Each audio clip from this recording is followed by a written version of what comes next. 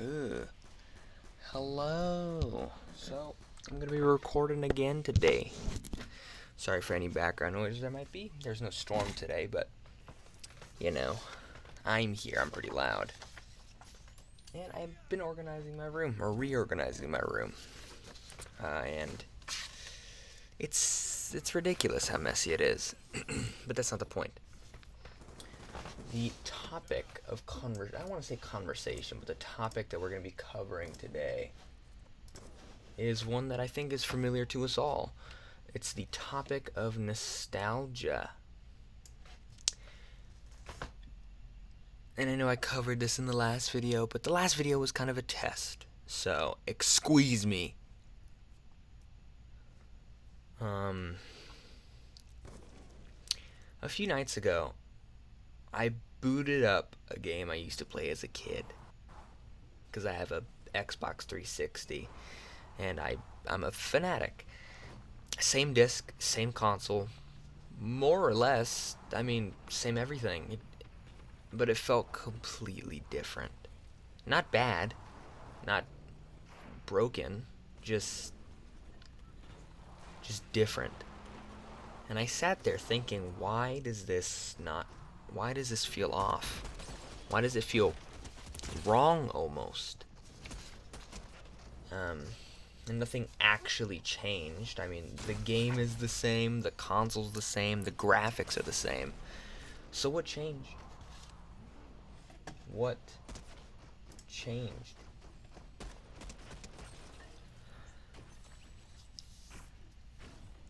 This is a video about nostalgia, but not the easy or the soft kind you see in a highlight reel. It's the kind that gets set to slow ass music in a fade, like a white fade-ish color.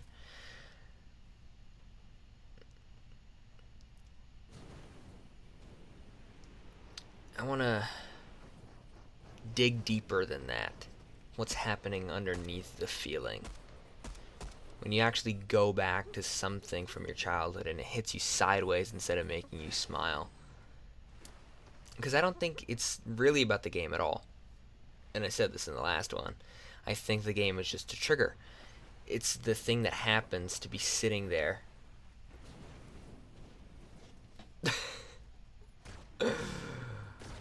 When something much bigger goes on inside of you. And here's the question I want to sit with for the entire video. When you replay an old game and it feels different, is it the game that changed? Or was it you? And let's start off with the obvious answer, and let's take it apart piece by piece. The obvious answer is you got older, right? Sure, but it's not really an answer. That's just restarting the problem with more words. Saying you got older doesn't explain why a title screen can make your chest tighten. Tighten? Ooh. It doesn't explain why a sound effect from a game you haven't touched in 15 years can make you stop cold in the middle of a normal afternoon. I want to get deeper than just the basic feeling. Here's something that you don't think about. Here's something that most people don't think about. You probably won't be able to unhear it. Your memory of that game was never actually accurate in the first place. You didn't save a perfect recording of it in your brain the way, a console does a file or a computer does. Memory simply doesn't work that way. It doesn't work like a video you can pull up and rewind and rewatch every frame. It works more like a rough sketch that your brain redraws every time you think about it. And every time you redraw it, you change just a little tiny bit. Usually without noticing, I will say that. And every time, you keep the parts that felt good and you drop the parts that were boring or frustrating or just forgettable. And over years, that sketch gets warmer and simpler and better than the actual thing ever was. Think about it this way. Somewhere in your memory, there was a version of that game where the summer felt longer. The couch felt more comfortable.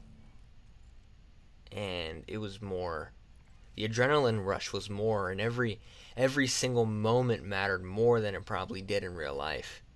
And that version of the game doesn't exist anywhere except in your head. So when you actually go back to play the real version of the game, the actual disc, the actual cartridge, whatever your poison is, pick it. You're not comparing it to the actual game. You're comparing it to this distorted memory that's already been edited 100 times in your mind. And obviously, when you think about it like that, no wonder it doesn't match up. You're not playing against the actual game's quality. You're comparing it. You're playing against your own nostalgia, which has had years to polish it. And just change it into something that I hate to say it, that it's never going to live up to.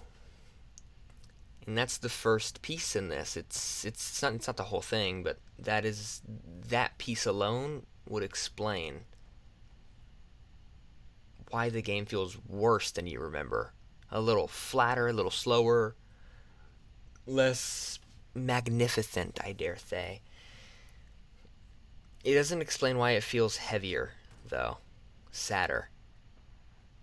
Sometimes even more meaningful than it did back then, in a way that, like, catches you off guard. So here's my second stitch, and I think this one matters way more. So back when you first played the game, you didn't know anything about it. I mean, not really. You didn't know what disappointment felt like on a deep level. You didn't know what it was like to lose the people you loved, or be tired in the specific way that adults get tired, that you get tired now. The kind of tired that sleep doesn't fully fix. You know what I'm talking about. You didn't know what it felt like to want something badly and not get it over and over until you learn to expect it. You were comparing that game to nothing because your life hadn't given you anything to compare it to yet.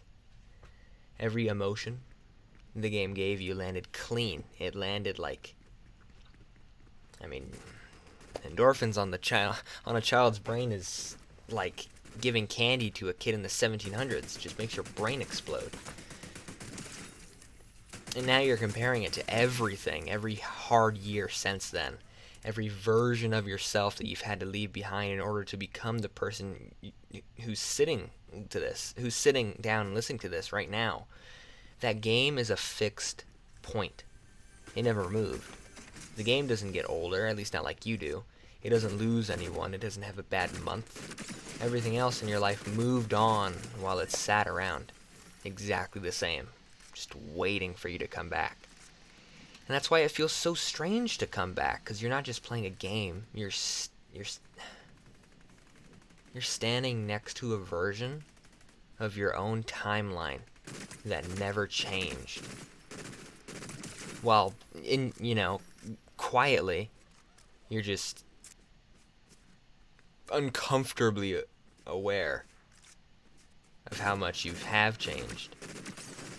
It's like standing next to an old photograph of a room you used to live in.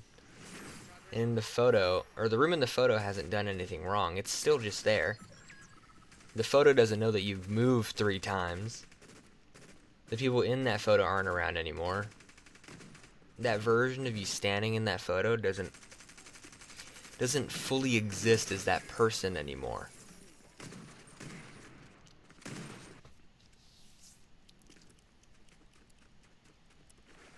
And I don't think going back to these comfort objects, we'll call them, it's not a weakness or something that people should be embarrassed about. But I think it might be one of the smartest things people do without ever realizing why they're doing it. I mean, think about what nostalgia actually gives you when it works. It gives you a place you already know the ending to. A world where nothing can surprise you because you've already seen every level. You've already heard every song, beaten every boss. You know what I mean? And when life feels unpredictable, let's be honest. There's something almost like relief when you go back to a place that can't hurt you anymore. Because you already know every part of it. It's not running from your life. And I want to be very clear about that because I think a lot of people feel very guilty about it. Like going back to old comfort things or objects means that they're avoiding their responsibilities or just, refusing to grow up. I don't think that's what's happening. I think it's closer to borrowing a little stability from a place you trust, a time you trust, specifically so you can go back out into everything that isn't stable and handle it better. It's not an escape hatch, it's more like a charger and you are a battery. But I dare to push it one step further because there's something a little unsettling underneath all of it if you actually look at it directly instead of looking away. If the comfort you're feeling is built on a memory you've already softened? Why did I say it like that? And edited without meaning to, because your brain does that. Then a memory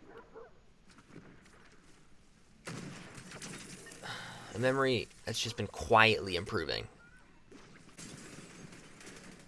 Then what are you comforted by?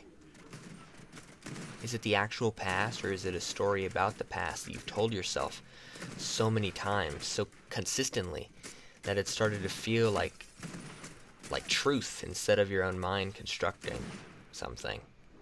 I'm not bringing that up to take comfort away from you. Honestly, I think it's the opposite. I think it doesn't matter, because in the end, that memory isn't perfectly accurate, and the feeling that it's giving you right now is still completely real, even if the picture behind it has been touched a billion times. You know what I mean? In the same way like an old photograph gets restored, and it looks a little bit different. It doesn't change anything. The photograph still gives you the same feeling, especially if it's someone you love. I think comfort doesn't need to be historically accurate in order to matter to you. A feeling can be genuine, even if the memory underneath has been edited, I dare say.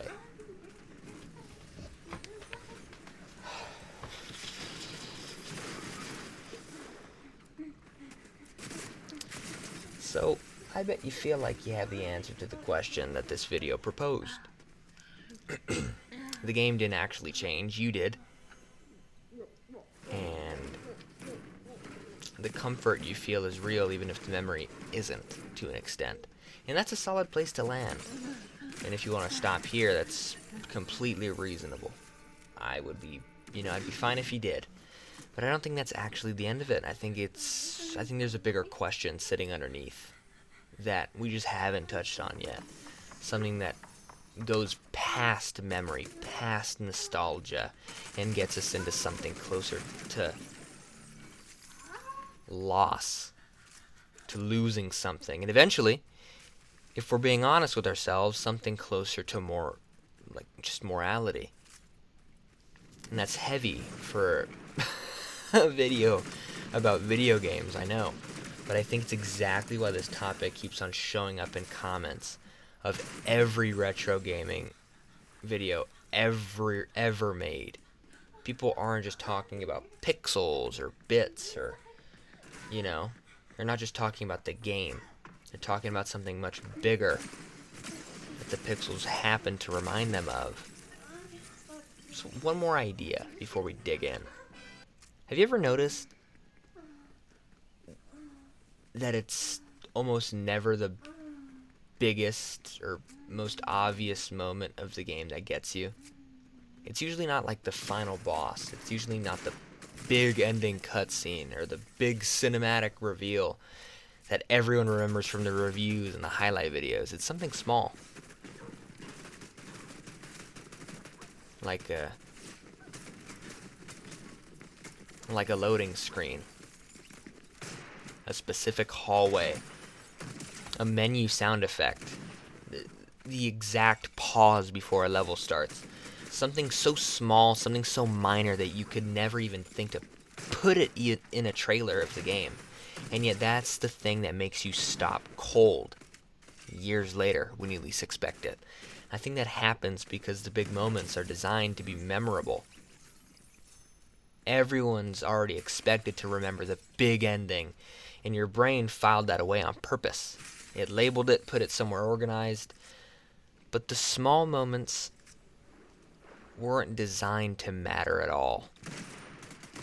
Nobody sits you down and said, pay attention to the loading screen. You trust me, you'll want this later.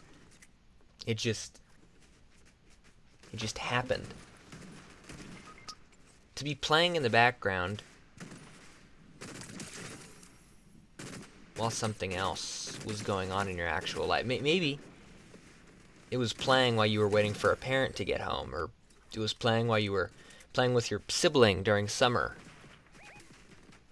And it turned out to be the last easy summer you've had for a long time. The moment attached itself to a feeling completely by accident. And that's exactly why it hits so much harder than the moments that were built to be remembered. Because nothing manufactured can compete with something that just happened there. Nothing manufactured can compete with something that just happened to be there. And that's worth sitting for.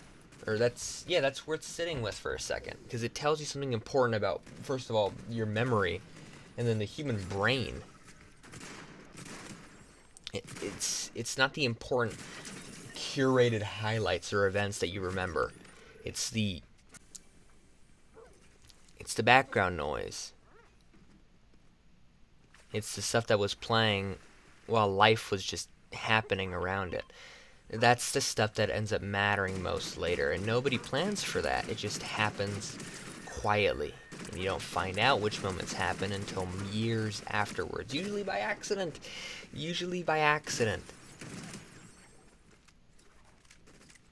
So go back. I'm challenging you. Go back to a game that you remember. Go back to a game that you love. Go back to a game that you can confidently, have and play and say, man, this brings back memories. Or even if that's something that causes you to have this feeling isn't a game, go back to that. Go back to that movie. Go back to that video. Go back to that place. Just